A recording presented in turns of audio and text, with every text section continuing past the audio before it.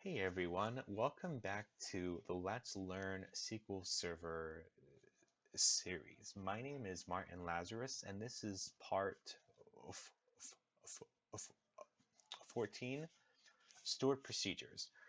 Stored procedures are a collection of code that can be ran just by using just by using just by using one line of code or sometimes a couple lines of code. And what they are used for are they're used for if you really have complex logic that you want to all be contained in one location. That is a really good case to use a strict procedure. That way you don't have to type it out over and over and over again. All that you do is execute that procedure. So if we look at some data here, if I run this line here, select top 100 star from sales order header, I get here 100 records, and I have a column that's called order date.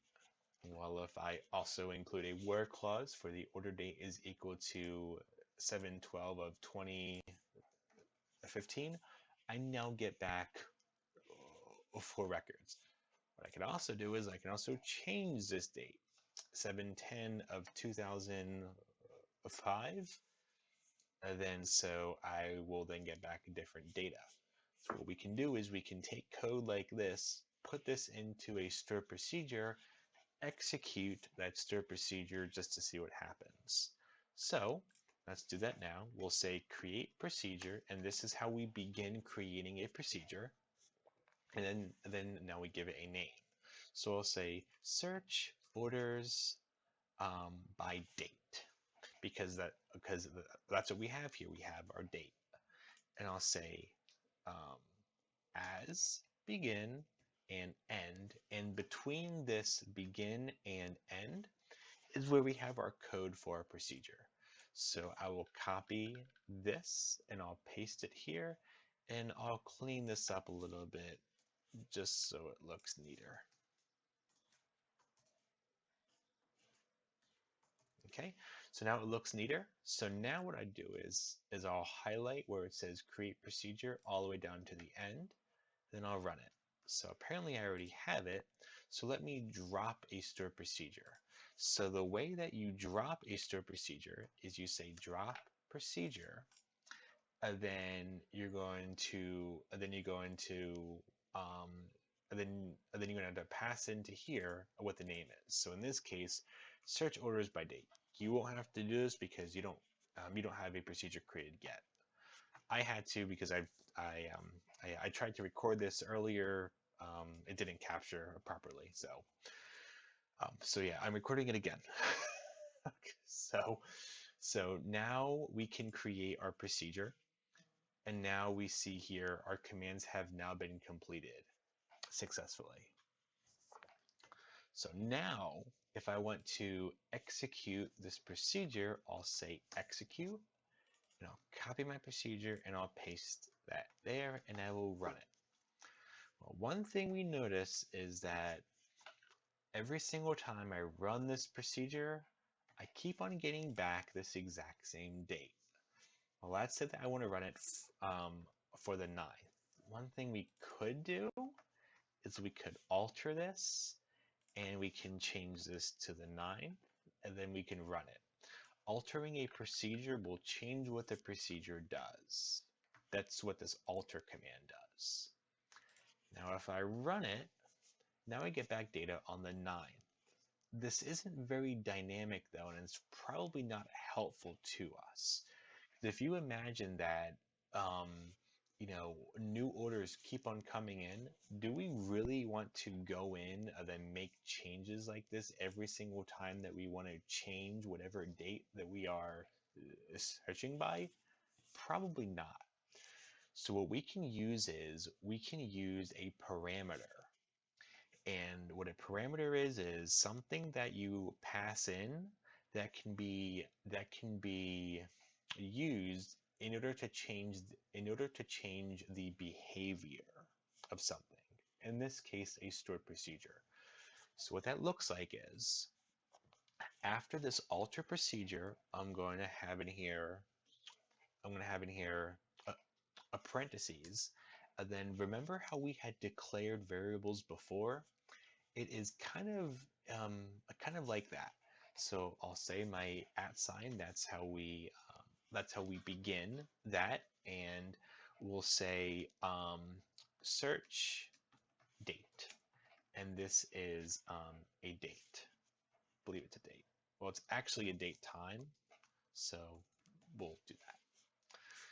So now we have here a parameter, and I'll just write up top here, parameter. Then what I'll do is I'll comment out this just so we can hold on to it, and I'll say order date equals to, and now I can copy this search date and I can put it here.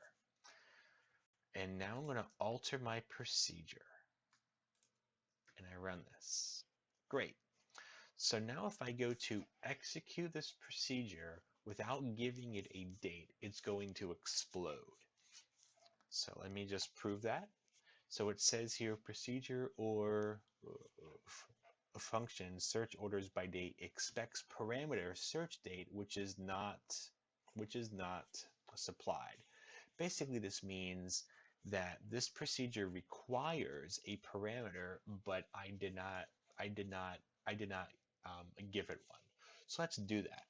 Let's give it a date different than what this date is. Let's say 7/20 of 2005. Now let's run this.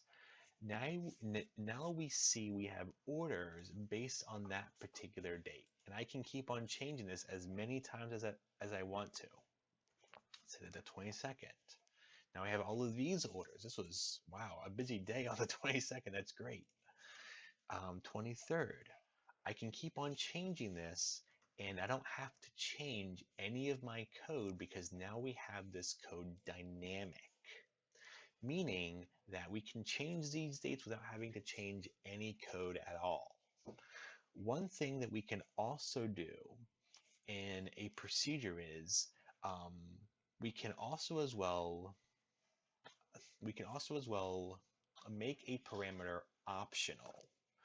Remember how we ran this without having a date in it, and then it had exploded? Well, we can actually default a date.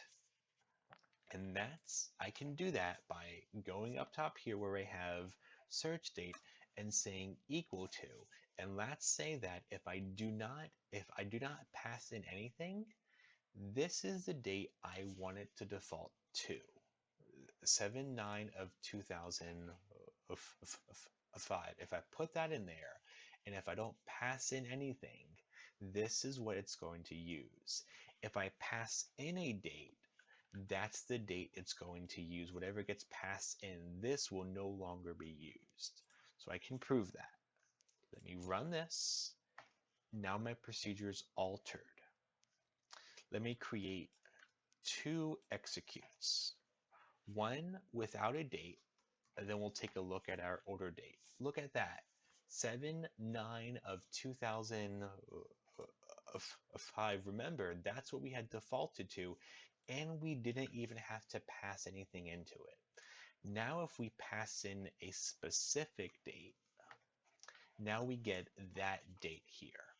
This is what makes procedures so powerful, is that we can have up top here parameters. We can have defaults in here, and we can also as well pass into it things as well. You're not limited to dates either. You can really use any data type you want, and you can also have here multiple parameters. In the next video, that's what we'll cover. If you like this video, please comment, like my video, and subscribe. If you have any ideas, please let me know. Well, yeah, thank you for watching.